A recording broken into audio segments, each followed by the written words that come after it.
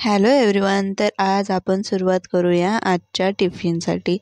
तर टिफिनसाठी वालाची शेंग करायची आहेत. आमच्या इकडे याला वाल म्हणतात, तुमच्या इकडे काय म्हणतात ते सांगा. मस्तपैकी चपाती अशी फुगलेली आहे. गव्हाच्या पिठाच्या चपात्या आहेत. हे शेतातले गहू आहेत, त्यामुळे खूप छान अशा चपात्या येतात. तर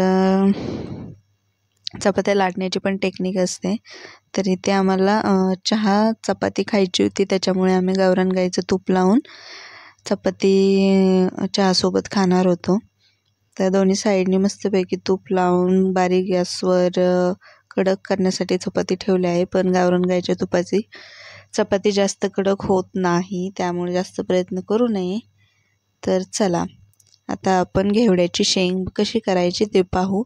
तर सर्वात आधी तेल घेतलं. तेल तापल्यानंतर त्यामध्ये फोडणी दिली आहे जिरे आणि मोहरीची.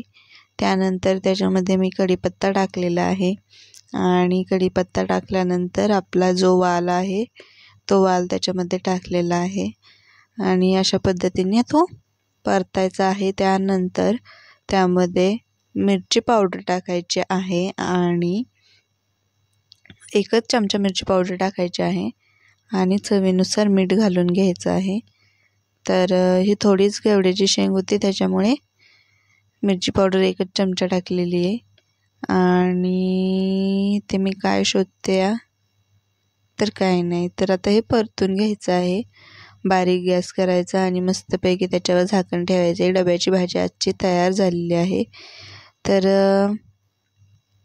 नाश्त्यासाठी काय केलं आहे, मुगाचं चिले असं काहीतरी प्रकार आहे, जो यूट्यूबला मी पाहिली रेसिपी, तोच करायचा प्रयत्न चालू आहे. तर मूग इथे भिजायला घातलं होतं रात्रभर त्याला भिजून दिलं आणि त्यासोबत थोडंसं तांदूळही घातलं होतं आणि सकाळी उठल्यानंतर मस्तपैकी त्यातलं पाणी काढून टाकलं आणि धुवून घेऊन मिक्सरच्या भांड्यात हिरवी मिरची आणि लसूण आणि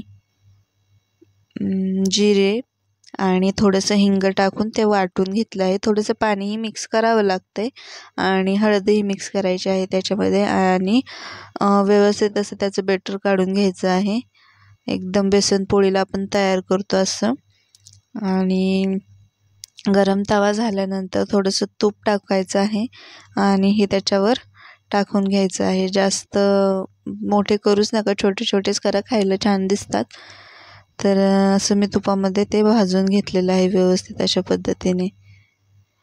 तर खूप छान असं लागतात. याला दही पाहिजे थोडंसं खाण्यासाठी, तर तुम्ही हे दह्यासोबत खाऊ शकता किंवा सॉससोबत तुमच्या मुलांना देऊ शकता.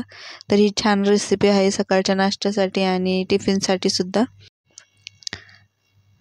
तर त्यानंतर आम्ही घरामागची झाडे कट केली. पेरूचं खूप मोठं झाड होतं, पण या पेरूच्या झाडाला पेरू काही जास्त चांगली येत नव्हती, किडकी होत होती. त्याच्यानंतर मग संध्याकाळी आमच्या मिस्टरांनी हे किटकॅटची चॉकलेट आणि कॅडबरी आणली, 5 स्टार, ओरिओ.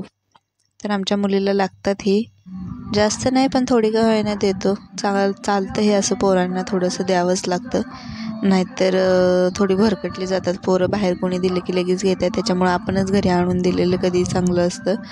तर व्हिडिओज लाईक, शेअर, सबस्क्राईब करा. Thank you for watching videos.